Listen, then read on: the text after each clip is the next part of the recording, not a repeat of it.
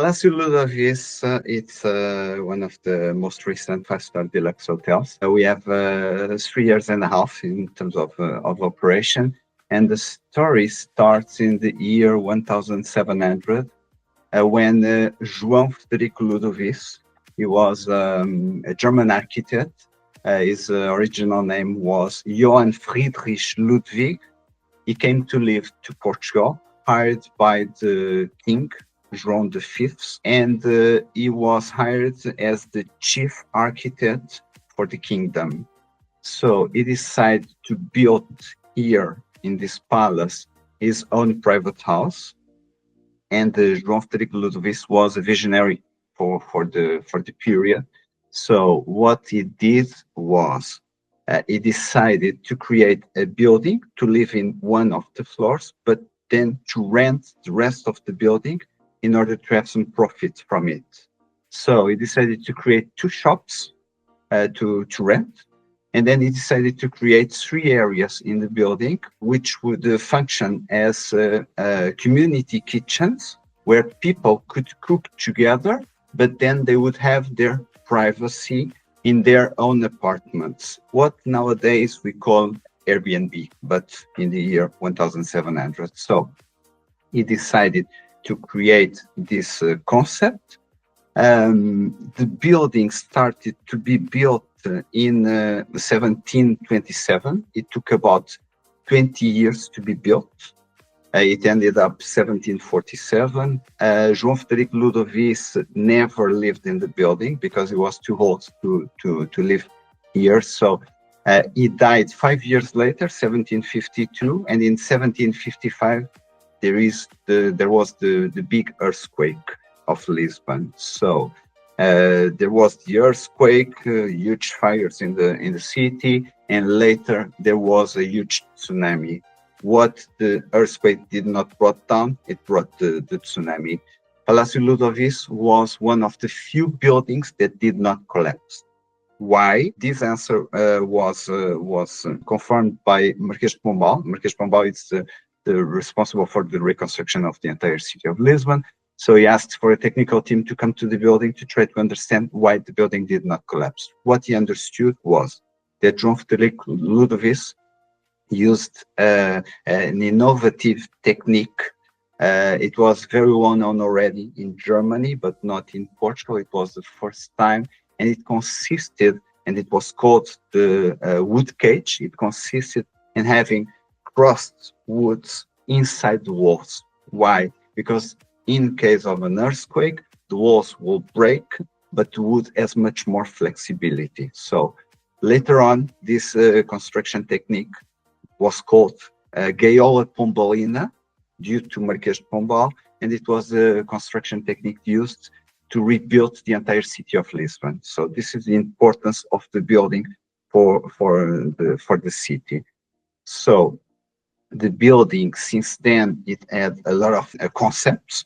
During a period of the history was the Russian embassy. During another period of history, the headquarters of National Police. Most recently, since 1945, it was very known because of the Soar do Vinho do Porto, nowadays Port Wine Institute. And when the building was bought by our owner, he decided to create a 5-star deluxe hotel to compete with the best brands in the city. So the construction took about 7 years. During the construction, it was found the oldest skeleton in the entire Iberian Peninsula. So during 2 years, it was just excavation. We have added 1 floor down, 1 floor up. And then the building was converted into a 5-star deluxe hotel. How do we get to the concept wine experience hotel? It's very simple. We have maintained the contract with the Soar do Vinho do Porto, with Port Wine Institute. Miguel Cancio Martins is the architect responsible for all the reconstruction, for the interior design, and also is the co-owner of the hotel. He had already a lot of connections with Caudalie in France. So we have contacted Caudalie to understand if they would like to join the concept. And it was created the concept, the boutique spa concept in the hotel. So having the Port Wine Institute, having Caudali, and why Caudali? Because the base of the treatments of Caudali, it's a concept they have which is called vinotherapy, because they extract a product from the grape seeds. So, and all their treatments are based on those grape seeds.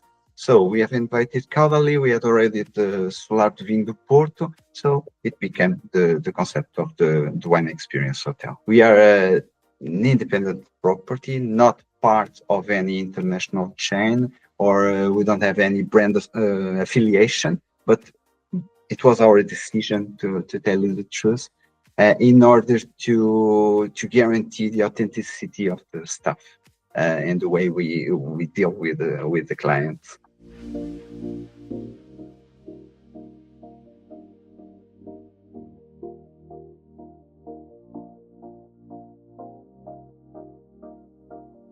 Lisbon history is part of our DNA. Every detail at the Palácio Ludovice reflects the city layered past, from the original stucco ceilings, the azulejos, to created artwork and antique furnishings. We offer wine tastings featuring rare Portuguese labels, the first signature cocktail list at the bar, featuring different wines in their compositions. We have walking tours inside the Palacio, where we invite clients to discover themselves 8 unique points we have inside. For example, the main stairs of the building, because they are in fact very old since the beginning. The Ludovice portrait in the main entrance. We have a chapel inside the building on the second floor, which can be visited by anyone. We still have the 3 common kitchen areas. Right now they are converted into rooms, but whenever possible, we like to show it to the clients. And we have many other points of interest in the building. So I think in this case, as I said in the beginning, Lisbon history is part of our DNA, and we try as much as possible to share it with the clients, because most of the clients, they are not Portuguese. Only in the restaurant we have several Portuguese clients, but most of the clients that visit the Palacio, I often say that it's the best type of client all the hoteliers like to have, which is the type of client that comes. They like to hear about the story of the property. They like to hear the story of Lisbon. They like to follow the suggestions of the staff. So, and this helps a lot, being part of the history of the entire city.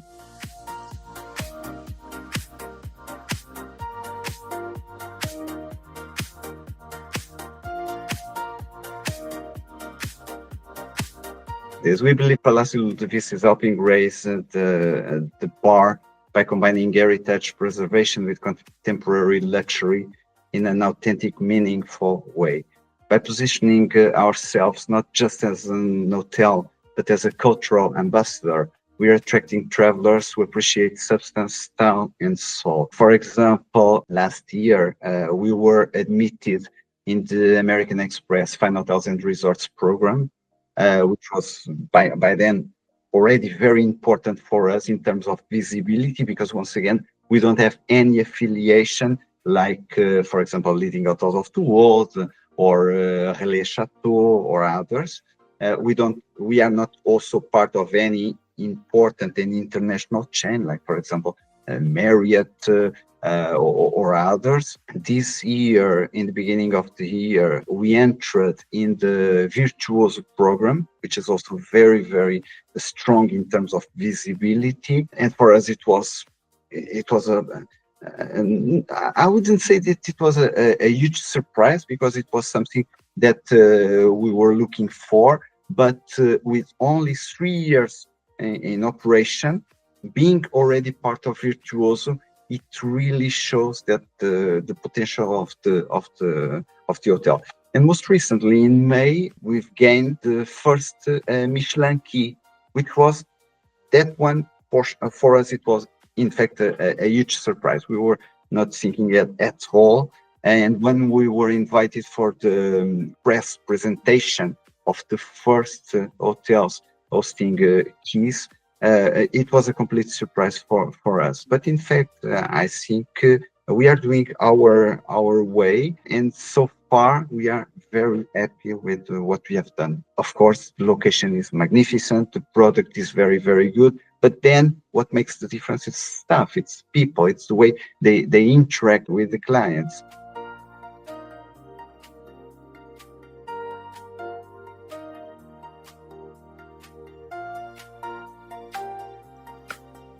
Yes, independent hotels in Lisbon, I think they have an exceptional opportunity to stand out through authenticity and real emotional connection, which sometimes it's difficult to be done in an international chain where there are a lot of standards and procedures. So unlike large chains, we can personalize every guest interaction and tailor our offerings based on trends and feedback on real time. So we don't have to go straight by the standards and by the procedures. I myself, during my experience, I worked in several international chains like Marriott, like the Four Seasons, for example, the Corinthia, in some hotels with affiliations like leading hotels of the world. And once again, it's all based on the standards. So I'm dealing with the client. I have all those standards to fulfill. And then I have a second client and I'll say exactly the same because it's the standard. So here we can personalize every interaction. So I mean, if a client is in the reception talking to the guest relations and saying, hey, today I went to Belém, it was the first time I tasted the Portuguese custards, the Belém Portuguese custards. Guest relation has all the autonomy to, okay, let me then. Client went to the room, then he went for dinner. When he returns to the room, he has a VIP treatment. But it was defined by the guest relation, and we do give that those authorizations to the staff. And she can send, for example, a bottle of port, for example, with some Portuguese customers that we often have in the hotel. Or if a client says, "Oh, I just came from France and I would like to have something." So it is possible to do it immediately, not only following the standard. And that is something that I think it's really, really important. And this is the reason why we decided not to be part of any international chain, in order to guarantee as much as possible that the interaction with the clients, they are not based on standards and procedures, because imagine that I am in a international chain. When I'm welcoming a client in the hotel, I would have to say, welcome to Palácio Ludovice Wine Experience Hotel. You have a reservation? Under which name? So my staff, they can simply say, it's a pleasure to have you with us. What is the name of the reservation? So they are saying almost the same, but if I was in an international chain saying only, you are very welcome to Palácio Ludovice, I'm not following the standards, so most probably I won't get the point. So, and like this, authenticity is guaranteed, and this is important and very important for us. I think it exactly what makes the difference between independent hotels, and the differentiation is mainly here.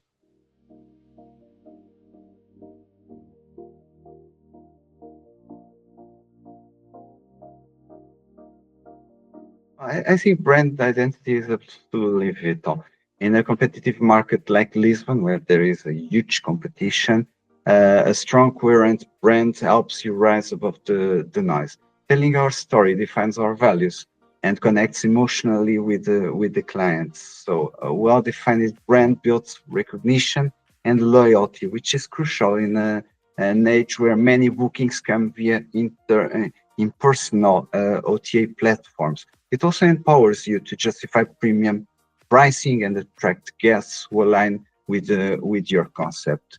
So this is mainly what I think about this issue. Of course, OTAs, they are important in terms of visibility, but the brand identity of the Palacio is centered on cultural elegance and personalized heritage is what sets us apart.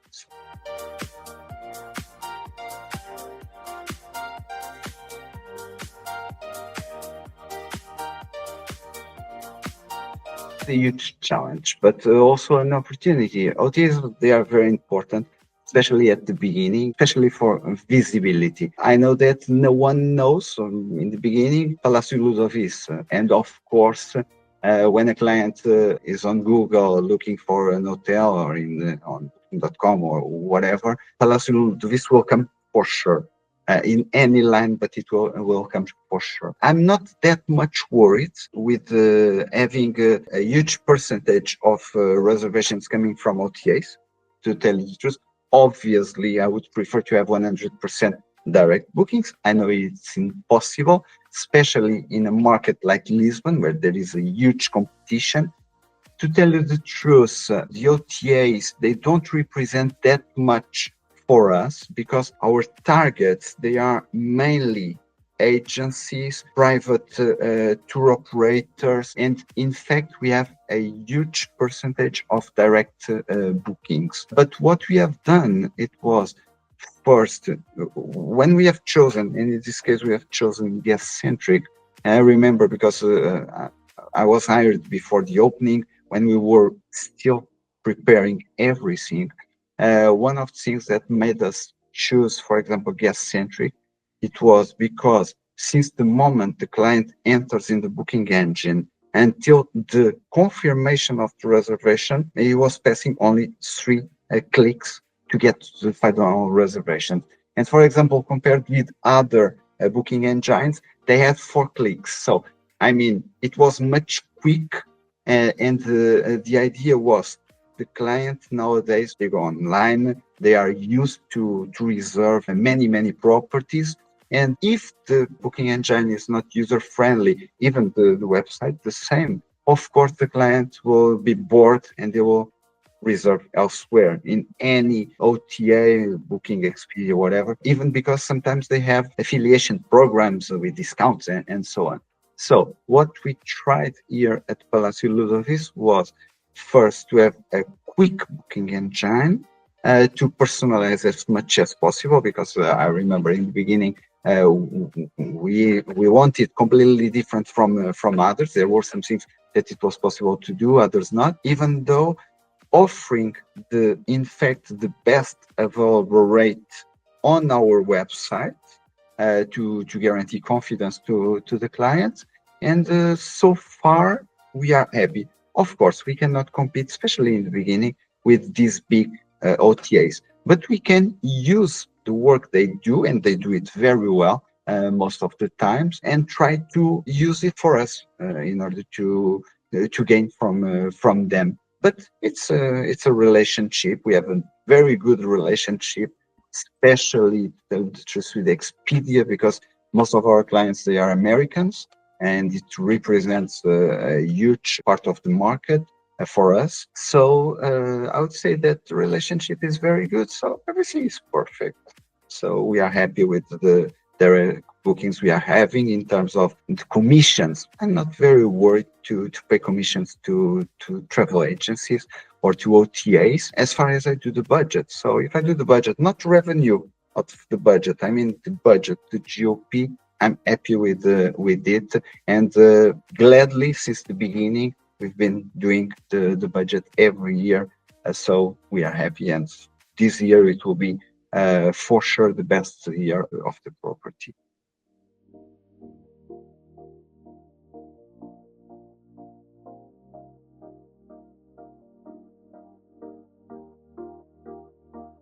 Well, it's difficult to predict because the technologies are here, they are advancing very fast, and it's difficult to predict. But I would say that it will change, maybe, especially this youngest generation.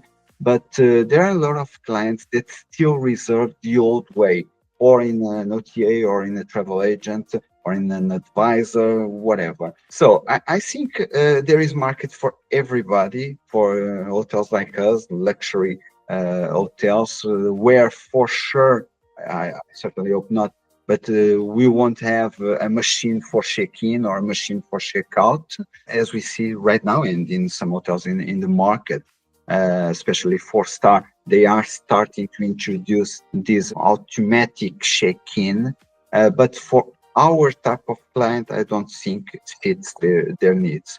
So it's difficult to answer. I understand that most of them nowadays they have much more information than they had before. They go online, they verify reviews, they compare because it's very simple to compare. Artificial intelligence is here. We are not working that much on it yet because we don't feel it's that necessary. Because once again, we try as much possible to personalize the service, not automatic answers, and we don't do it. Even the chatbot that nowadays it's very common to be used in hotels, we try not to have it, and we don't have it at all. Why? Because we don't want a machine to answer to the client. Although the client, and if you have 10 clients, they will always do the same questions. I prefer to have the person, staff, on the phone or personally to interact with the client and to follow exactly what the client wants, and not a machine. So I would say that it's difficult to predict, because in these 30 years I've been working in the hotel industry, and I started as a bellman until I got the position to GM. There were a lot of changes.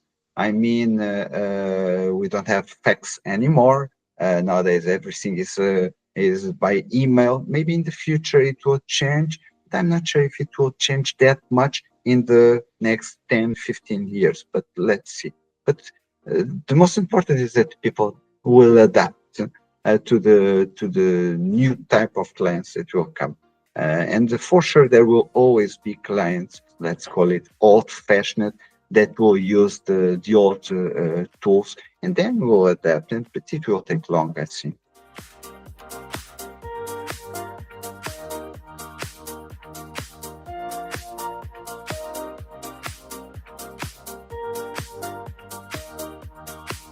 First of all, I think it is very important to motivate people to work in this area of business, because it's a one-to-one connection from client to staff. So it is important to visit hotels, to have the opportunity to talk to staff, to the management, to whoever shows around the property, to have people training in the properties. But nowadays, what I understand is that most of the youngest, they don't think that much about the future. They don't think that much about building a career. They think in the present moment. For them, working in this hotel or working in another company, it's roughly the same. So you have to be and to try as much as possible to motivate these people by trying to show them the importance of having a career in this area, of motivating people to show around what Portugal is all about.